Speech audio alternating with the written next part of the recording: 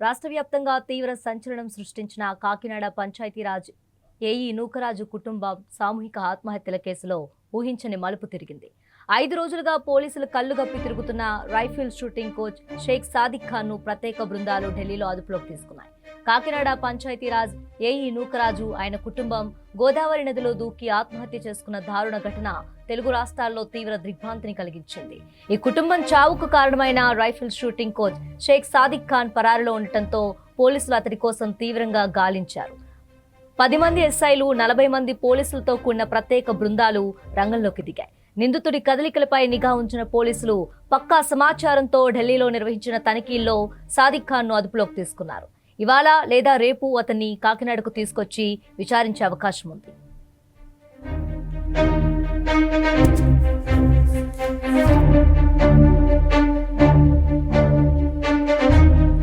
AE Nookaraju కుమార్తె సౌజన్యతో సాదిక్ ఖాన్ తీవ్ర స్థాయిలో వేధింపులకు పాల్పడినట్లు తేలింది.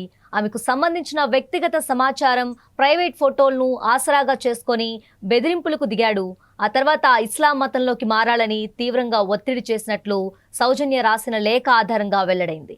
ఈ మనస్తాపం, మానసిక వేధింపులు తట్టుకోలేక కుటుంబం అంతా అర్ధరాత్రి వేళ గోదావరి నదిలో దూకి దారుణానికి ఒడిగట్టింది. నూకరాజు వాట్సాప్లో పోస్ట్ చేసిన సుదీర్ఘ లేఖతో పాటు సౌజన్య పేరుతో లభించిన మరో లేఖ ఈ కేసులో అత్యంత కీలక ఆధారాలుగా మారాయి. తన భర్తకు విషమిచ్చి సాదిక్ ఖాన్ చంపేశాడంటూ సౌజన్య ఆ లేఖలో ఆరోపించడం కలకలం రేపుతుంది.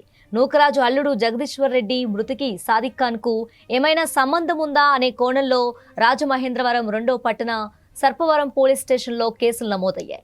అల్లుడి మరణంపై కూడా అనుమానాలు వ్యక్తమవుతూ ఉండటంతో పోలీసులు ఆ కోణంలోనూ ఆధారాలు సేకరిస్తున్నారు.